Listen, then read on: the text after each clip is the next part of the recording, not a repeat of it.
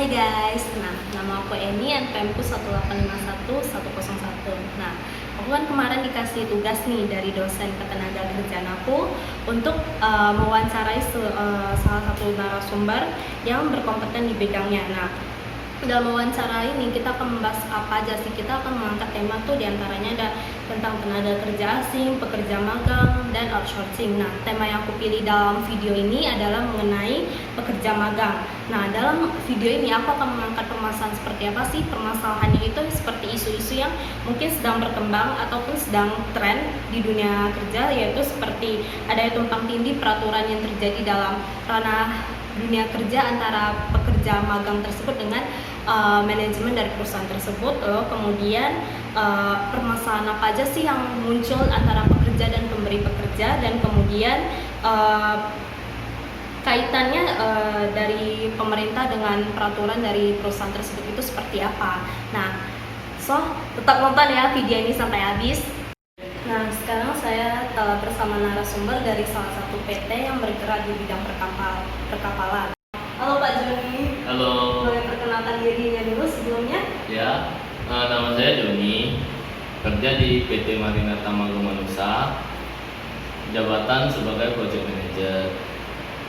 Perusahaan kita bergerak di bidang industri perkapalan sejak 1990. Oke, berarti kan melalui penjelasan Bapak yang barusan kan berarti perusahaan ini kan berdiri dari tahun 1990. Otomatis perusahaan ini kan bergeraknya udah lama. Kalau boleh saya tahu Bapak bekerja di perusahaan itu udah berapa lama ya Pak? Oh, sudah 7 tahun saya bekerja, menjabat sebagai Project Manager sudah 5 tahun. Oh, berarti sudah 5 tahun, otomatis itu udah termasuk waktu yang cukup lama gitu kan Pak. Gini Pak, kan saya telah menjelaskan dari awal, di awalnya itu kan kita akan membahas tentang pekerja magang. Bapak kan telah menangani sebagai project manager di perusahaan ini kan selama 5 tahun. Saya mau nanya nih, apakah selama Bapak menangani di perusahaan ini Bapak pernah menangani karyawan magang nggak ya? Atau sebelumnya ataupun sekarang gitu? Oh, pernah. Sudah sekitar 2 tahun yang lalu, 2018, ada siswa magang langsung pas di bawah arahan saya. Dia jurusan manajemen marketing. Berarti dari penjelasan Bapak barusan kan Bapak mengatakan bahwa ada seorang siswa ataupun pelajar yang magang nih di perusahaan tersebut. Menurut Bapak kan siswa tersebut kan masih dikategorikan sebagai pelajar, otomatis dia masih di bawah umur kan. Menurut Bapak itu termasuk dalam tumpang tindih peraturan yang ada di Indonesia nggak sih? Oh, kalau itu sih termasuk. Cuman kan ada hukum pekerja sama tuntutan akademis yang harus dipenuhi sama siswa itu. Jadi ada surat permintaan dari sekolah bahwa siswanya akan magang di perusahaan kita, baru kita akan terima. Kalau untuk permintaan siswanya sendiri, kita masih akan mempertimbangkannya itu. Oke, berarti dari pihak perusahaan akan menerima siswa tersebut untuk magang apabila ada surat keterangan dari sekolah tersebut. Ya, harus secara legal. Kayak gini Pak. Tapi menurut Bapak kan walaupun dia ada surat keterangan dari sekolah, tapi kan kita kan di peraturan undang-undang Indonesia kan seseorang dapat dikatakan sebagai usia pekerja jika dia telah tamat sekolah atau berumur 17 tahun. Ketika siswa itu tidak atau belum memiliki KTP atau belum lulus sekolah dan belum berumur 17 tahun, menurut Bapak dia termasuk perusahaan itu termasuk nggak sih dalam mempekerjakan anak gitu? Karena kan dia kan belum memiliki identitas pribadi gitu kan. Terus dia masih di bawah umur dan dia statusnya pekerja, dan bagaimana gitu pendapat Bapak mengenai hal tersebut? Oh, kalau untuk siswa ini yang magang, kalau dia belum bisa dikategorikan sebagai pekerja, karena tugas yang diberikan ke siswa itu bukan tugas yang akan diberikan kepada pekerja. Akan lebih simpel, seperti pengenalan materi, pengenalan material, inspek yang akan diarahin langsung dari yang lebih berskill di bidang tersebut. Oke. Kan kebetulan nih saya kan waktu zaman sekolahnya itu kan saya ngambilnya SMA bukan SMK, jadi saya kurang memahami gitu kan bagaimana ranah pelajar yang melakukan magang di suatu perusahaan. Nah, boleh nggak sih Pak diceritain sedikit gitu gambaran bagaimana seorang siswa yang melakukan magang gitu di suatu perusahaan gitu? Awalnya dia harus ada surat pengantar dari sekolah. Setelah itu dia akan dimasukin ke kantor. Jam kerjanya sesuai jam operasi perusahaan kita, Senin sampai Jumat, jam 8 sampai jam 4.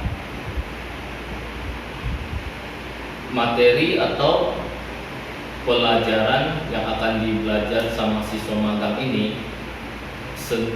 akan lebih simpel. Contohnya awal di bidang kita, perusahaan kita bergerak di industri pembangunan dan perbaikan kapal. Jadi dia akan dari awal membelajar tentang material, prosedur, proses pembuatan kapal. Dan dari awal siswa itu marketing, dia akan lebih mengetahui prosesnya, jadi dia akan lebih gampang untuk memasarkan produk yang akan dipasarkan nanti. Oke. Nah, barusan Bapak ada membicarakan mengenai jam kerja nih. Bapak bilang kalau siswa yang ikut magang tersebut nih, dia mengikuti sesuai dengan jam operasional kantor. Nah, kalau operasional kantor itu kan pada umumnya kalau nggak salah dari jam 8 sampai jam 5 kan itu. Nah, tapi kan kita di sini bilangnya dia siswa magang. Magang kan berarti dia bukan harus full gitu kan, pekerja full. Kenapa dia harus bekerja sesuai dengan jam operasional dia? Kenapa dia nggak setengah hari aja gitu? Dengan di sisi itu kita akan mendidik dia untuk memasuki fase pekerja. Jadi setelah dia lulus, dia sudah tahu waktu kerja dan jam kerja yang normal. Oke. Nah, ini Pak, kan tadi kan kita membicarakan mengenai anak sekolah yang magang. Nah, berarti kan anak tersebut dia ke kantor, itu kan dia kan dengan tuntutan akademis nih kan, tuntutan akademis. Bisa nggak sih karena tuntutan akademis itu dia dikategorikan sebagai pemagang. Pemagang itu kan artinya kan sementara. Terus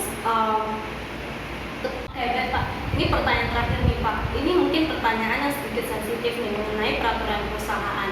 Nah, di perusahaan Bapak sendiri ini, di peraturan perusahaannya apakah ada mengatur tentang siswa yang melakukan magang atau mengenai jaminan sosialnya ataupun tentang pembayarannya segala macam itu ada nggak sih Pak?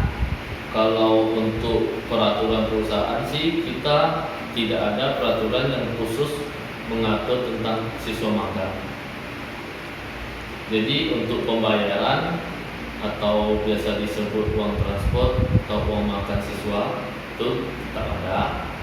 Kalau jaminan sosial atau BPJS ketenagakerjaan itu tidak ada. Kalau apabila terjadi kecelakaan pada siswa tersebut di lokasi kita, ya seperti yang tadi, kita akan mempertimbangkan perusahaan akan bertanggung jawab sebisa mungkin. Oke, berarti siswa yang magang tersebut dia tidak dibayar gitu ya per bulan?